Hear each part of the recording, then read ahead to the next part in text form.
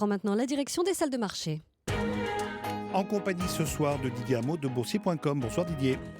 Bonsoir Emmanuel. À Wall Street, la tendance s'est raffermie ce mardi soir. Oui, ça va mieux. Le Dow Jones regagne 1,77%, 16 167 points. Le Nasdaq plus 1,09%, 4 568 points. Le marché boursier new-yorkais continue en fait de suivre les cours du pétrole à la trace. Le baril WTI remonte à 31,27$ ce soir sur des rumeurs d'entente entre la Russie et l'OPEP en vue d'une réduction de production de pétrole. Parmi les grandes valeurs du secteur, Exxon en profite pour regagner 3,6%, Chevron plus 4%.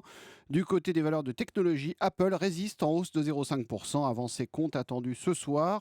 Et puis sur les devises, l'euro est stable, 1,0850 face au dollar. La bourse de Paris, elle aussi, a regagné du terrain. Plus 1,05%, 4 357 points sur le CAC 40, en suivant là aussi le baril de pétrole qui est donc repassé au-dessus des 31$.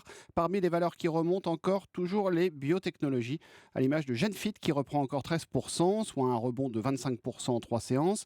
Nexans regagne 8,7% après avoir amorcé une réduction de sa dette. Et puis ArcelorMittal se reprend encore de 7%.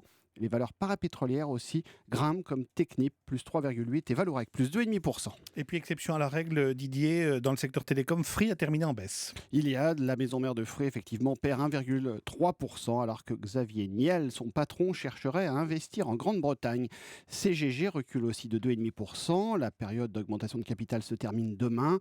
Ailleurs, sur les autres places financières, le DAX à Francfort remonte de 0,8%, Bruxelles plus 1,3%, Milan reprend 1,5% avec Madrid. On rappelle le CAC 40 en hausse d'1,05%, 4 357 points. Merci, c'était Didier Hameau.